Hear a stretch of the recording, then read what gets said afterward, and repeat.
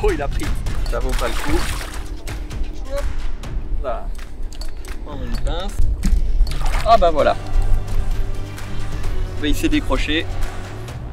Bonjour, je vais vous montrer comment monter un hameçon ventral sur un petit shad. Donc c'est un montage qu'on va utiliser pour pas mal de pêches, notamment quand on pêche le brochet par exemple, avec des leurres pas très gros, ou aussi quand on pêche les grosses perches en pleine eau, ou pourquoi pas les cendres. L'hameçon ventral, ça permet d'avoir un peu plus de chance de piquer un poisson quand le shad va nager en pleine eau. Donc pour ça, on va utiliser des hameçons triples à palette. C'est vrai que la palette fait vraiment la différence. Émerillon, petit anneau brisé, et puis là en l'occurrence je vais utiliser un Kickman de Crush City. C'est un shad de 5 pouces. Donc 5 pouces c'est vraiment la taille parfaite, soit pour les cendres, grosses perches, ou même les brochets quand on ne cherche pas les spécimens. Donc, je vais en sortir un de ma boîte, ce sera plus simple. Alors voilà, je vais prendre mon shad de 5 pouces. Ensuite, là ici, j'ai des têtes plombées, les Frog Jig de VMC. Voilà, qui ont une tête assez sympa, avec un beau signe à l'œil. Et la première chose qu'on va faire, on va venir simplement mettre la tête plombée sur le shad. Donc là pour ça c'est assez simple, hein. On vient prendre à peu près la distance à laquelle on va ressortir l'hameçon. Moi ce que j'aime bien faire là-dessus c'est voilà, venir faire une petite marque avec la pointe de l'hameçon.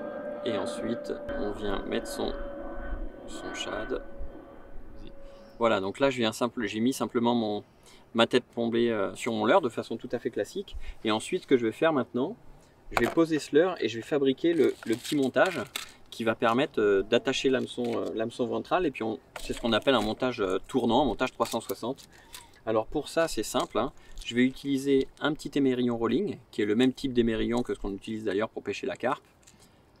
Un petit anneau brisé, et ici je vais venir moi utiliser un hameçon triple à palette, parce que c'est vrai que la palette qui bouge en dessous, ça fait vraiment la différence sur les poissons. Alors ce que je vais faire, je vais prendre un anneau brisé, un triple et un émerillon. Donc là, mon émerillon et puis mon triple. Alors là, sur un leurre de cette taille là, je vais mettre un petit triple en taille 6. Voilà, petit triple à palette en taille 6, pas besoin d'aller sur quelque chose de trop gros. Donc là, je prends une pince à anneau brisé. Je vais mettre dans l'émerillon. Voilà, et ensuite, ici, on vient mettre l'hameçon. Voilà, donc là, le petit montage, il est fait. Il est prêt à être utilisé. Donc là, j'ai mon émerillon qui va tourner. Juste ici. Donc ce qu'on va faire, en fait, simplement, la partie haute de l'émerillon, là, vous avez bien sûr le trou, hein, où on vient attacher, et on va se servir de ce trou-là pour passer à travers l'hameçon. Donc l'émerillon va être lié directement à l'hameçon, ce qui fait que c'est vraiment extrêmement solide. Donc pour ça, on va utiliser une aiguille à bouillette. Donc là en l'occurrence c'est une aiguille pour la pêche du silure, une aiguille 4 spirit, moi j'aime bien parce qu'elle est hyper costaud. Je viens juste le passer au niveau de l'endroit où l'hameçon rentre dans le leurre, et je le ressors sous le ventre. Voilà, comme ça, vous voyez que le leurre il est traversé pile au niveau de l'endroit où l'hameçon sort. Là je vais prendre mon émerillon, voilà, qui est attaché, hein, sous l'aiguille. Je vais le ressortir ici, et là je vais simplement utiliser le ressort en fait du plastique pour venir un petit peu le tirer. Je vais essayer de faire ça devant la caméra, pour venir un peu le tirer et le passer au niveau de la pointe. Voilà, et là il n'y a plus qu'à tirer et ça vient se mettre en place. Voilà, donc là j'ai ici la tête plombée, l'hameçon, et là l'hameçon ventral qui est monté sur l'émerillon. Vous voyez là, cette partie là elle tourne, donc là c'est bien mobile, et si on accroche un poisson, là, ça va se mettre dans l'alignement. Et l'intérêt c'est qu'avec un leurre souple comme ça, en règle générale, ça a tendance à pas trop l'abîmer, donc on arrive à prendre plusieurs poissons avec le même montage. Voilà, montage 360, très simple, parfait quand on va chercher les petits brochets, les grosses perches, ou même les cendres quand ils chassent en pleine eau. Ah, je fais vraiment l'animation typique, ce qu'on appelle un peu en traction. Je lève le leurre comme ça sur 80 cm et puis je laisse redescendre, surtout en gardant bien le contact.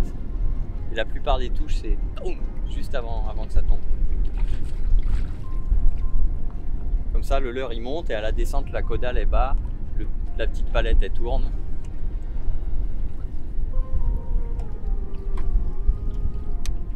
Bon, c'est possible de faire ça, mais il faut que le fond soit propre, hein, par contre. C'est sûr que s'il y a des branches ou des souches, c'est pas vraiment la technique adaptée. Mais là, on est sur un grand plateau qui est un peu propre, quelques taches d'herbe. Quelques taches d'herbe. Et les poissons, ils sont... Oh, cette touche. Et les poissons, ils sont, je pense, là, voilà. Là, ils suivaient celui-là. Je l'ai eu.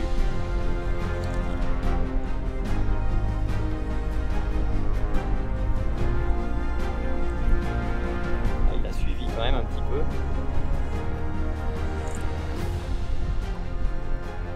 Voilà.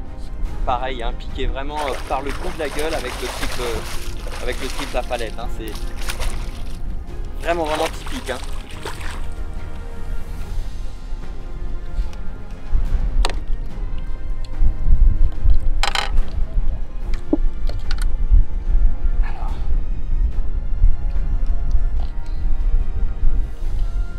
Voilà. Piqué juste au bord, on va aller vite. Voilà, le leurre il est là, on va laisser redescendre dans l'eau. Voilà, un petit poisson sympathique, mais ces pêches là c'est vraiment super drôle. Ils suivent en plus. Ils suivent et il faut arriver à avoir la bonne vitesse de descente pour qu'ils prennent. Voilà, c'est des pêches très amusantes ça.